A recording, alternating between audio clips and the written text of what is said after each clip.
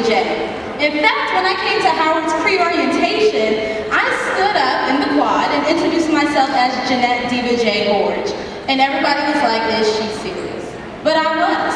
In fact, I got to the point where people actually didn't know my real name. They were calling me Diva J, and I was okay with it.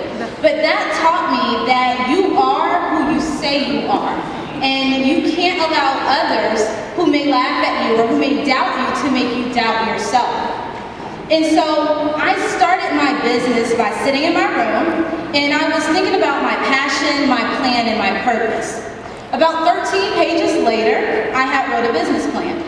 I wasn't confident in the goals that I had set out in that business plan or in the actual business that I had drew up, but I didn't set any limits on how far or how big my company could grow.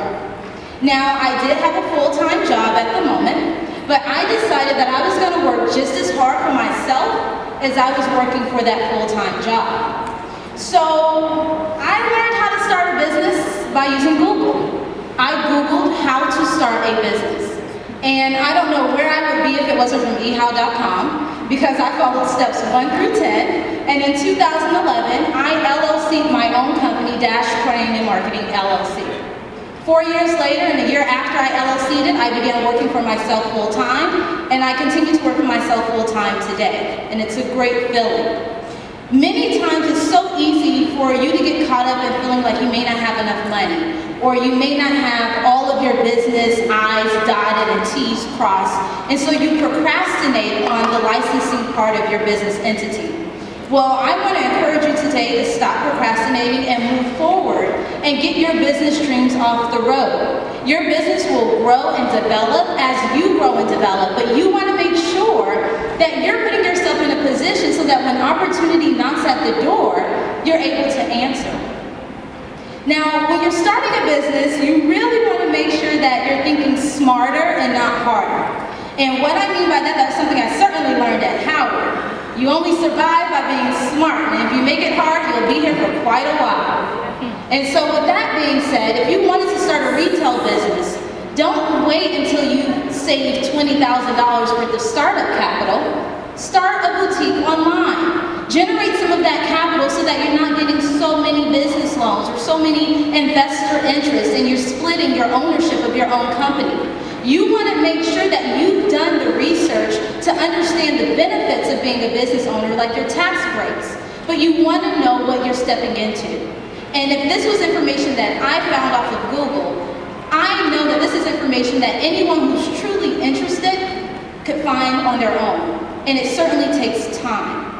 And while you want to dream big, you also want to be realistic. When I started my company, I did look at my competitors. I started my market research, but I first began to identify who I wanted on my team. Your team is everything. To date, the people who work for my company are friends who went to Howard with me, friends who've gone to high school with me, individuals who I've met from different networking events such as this.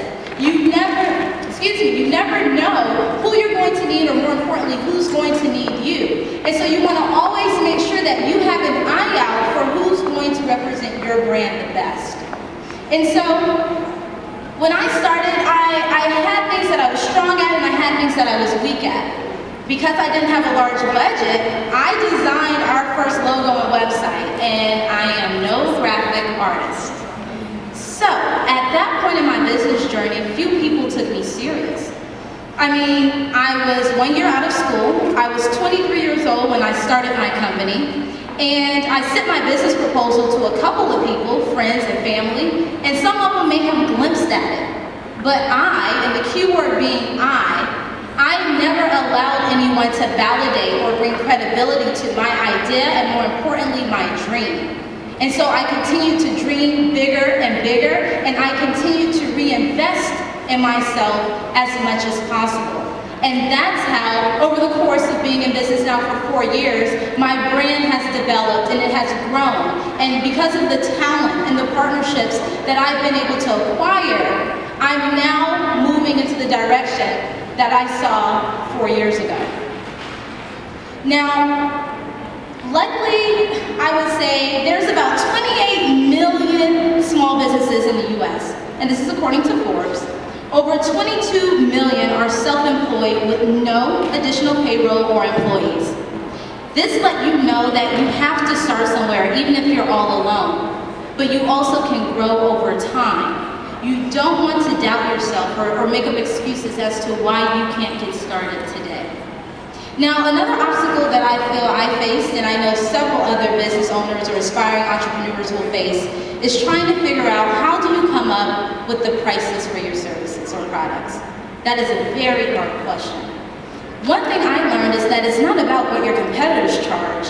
It's about what is the value that you bring to your service or product. For example, my company, I market us as a marketing boutique.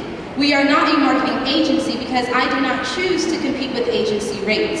In fact, it is through consistent relationships and hands-on engagement that our clients choose to invest in the experience of working with Dash and not the service alone. So it is imperative that you understand and identify what is the value that you bring to your service or product, but more importantly, what is the value that you bring to your market? And that is what you're going to use to justify why you charge whatever it is you choose to charge for your product or service. Now, building relationships and maintaining them is going to be the key to success. If I think about my first year in business, all of my clients were Howard alum. So don't take for granted the people you're sitting next to or the people who you're rubbing shoulders with on this campus on an everyday basis. Because these are the same people who may be the biggest supporters because they've seen you now at this grinding stage. You want to make sure that you're taking the initiative to make phone calls. If someone is doing something that you want to do and they're doing it great, don't hate, have lunch. Figure out how they got there. Build those relationships because those are the people who are going to be there for you. Now, your college years, I would say, are your best years to get involved. You want to get involved in extracurricular activities on campus, but more importantly, and I can't stress this enough, you want to pop the Howard bubble, and you want to step off of this campus, and you want to take advantage of being only a couple miles away from the White House, and you want to build the relationships that are going to sustain your success across state borders and country lines. You have to get off of this campus, but you also have to be involved in it and come back, as I did. So with that being said, you can't be afraid to fail, but you also can't be afraid to succeed. Oftentimes people say, well, I have a business idea, I want it to be really big, but I'm not ready to put myself out there. Unfortunately, you are your brand. And each and every day, you are building your business brand by the way you look, the way you speak, who you choose to hang with, the decisions that you make. All of these things are having people make judgments and make perceptions off of you and inevitably your business. So for those who are saying, well, I'm not ready to get out there, you're already out there. Now you just have to make the next step and do something about it. So every day I wake up and I set new dreams and goals for myself and for my company. And I tell myself on the mornings where I want to sleep in a little longer because I don't really have a boss, I say I'm only fulfilling my dreams if I'm awake. And so that's my motivation. And so it feels good to know that I started a company from a thought, but I know that that thought has to grow and it has to develop like a seed. And in order for it to happen, I have to water it. I have to nourish it. I have to stay on my A game and do the research. And that's exactly what every entrepreneur in here must do in order to stay relevant, and most importantly, in order to stay competitive within whatever industry it is that you're choosing to enter. Now, for those of you who are in here who've already started your businesses, I say congratulations. Congratulations because you've chosen to wake up every day and make your dreams a reality. As entrepreneurs, we are the driving force of this nation, of this generation, and of this culture. And so I'm also going to challenge those who have businesses and those who are starting businesses to identify an organization or a nonprofit charity and donate some of your services or products to them in order to improve the lives of others. I believe that it is just as important to help others as it is to help yourself. And surely you will reap what you sow. And so in closing, I like to say that my journey as the founder and CEO of this company has only begun. and it's a journey that I've thoroughly enjoyed, and I look forward to where it will take me in the future. But I'd like to share a story that NFL All-Star Charles Mann once shared. He said, when an archer aims for a target that's about 50 yards away, the archer positions his bow a little bit higher because naturally the gravity of life will pull that arrow down. And in closing, I challenge each and every single one of you in here to aim a little higher and to dream a little bigger.